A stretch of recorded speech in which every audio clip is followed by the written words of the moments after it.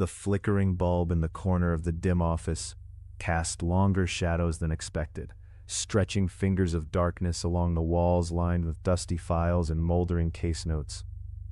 Felix Stroud leaned back in his chair, rubbing at the tension that had begun to knot in his neck. He sighed, the sound swallowed by the silence, before reaching for the old, worn-out VHS tape labeled Case 007, Ashwood House. There was something almost comforting about these recordings, a routine that spoke of mundane investigations, but he couldn't shake the feeling that Ashwood was different. As the tape whirred to life, Felix was met with a grainy black-and-white image of the Ashwood house, its once grand exterior now draped in decay.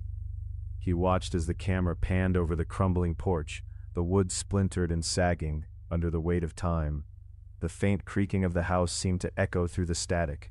A cloying scent of mildew wafted toward him, though he knew the office should smell of dust and faint coffee.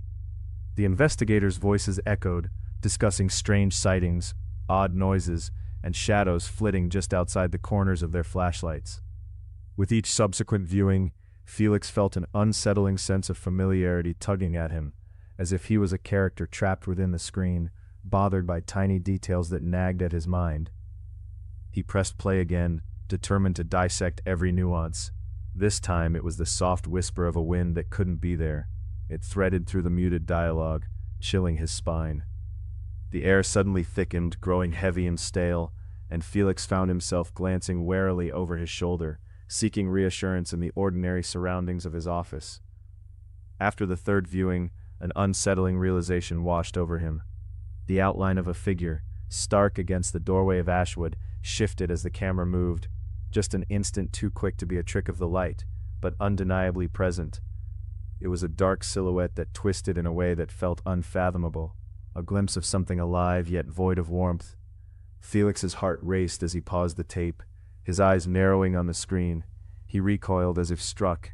The figure wasn't just a passing shadow, it was the familiarity of a long-lost face, someone he thought he had forgotten, a family member, smiling silently from the doorway, beckoning him closer.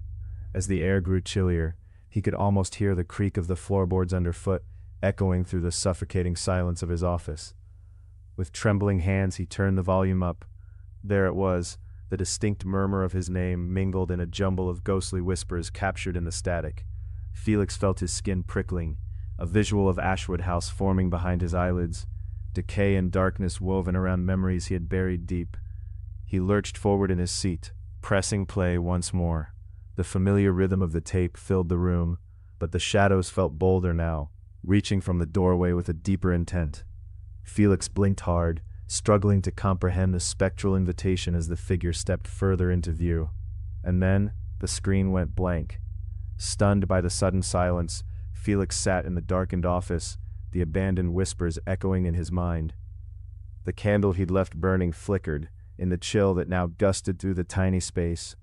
With a firm resolve, he powered down the unit and rose to his feet, ready to confront the spirit he had unwittingly invited in, a family curse that had waited patiently for him to return.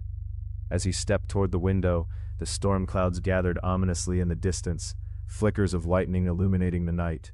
Even from this afar, he felt the beckoning pull of Ashwood House. It was calling him back. He turned his back on the screen, but not before casting a final glance, thinking he caught the outline of that dark figure waiting patiently in the doorway, as if promising that the true investigation had only just begun.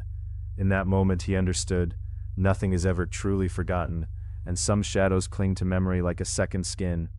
Felix walked away, leaving behind the flickering ghost of a house whose secrets he was now intertwined with, forever trapped within the endless gaze of the unyielding screen.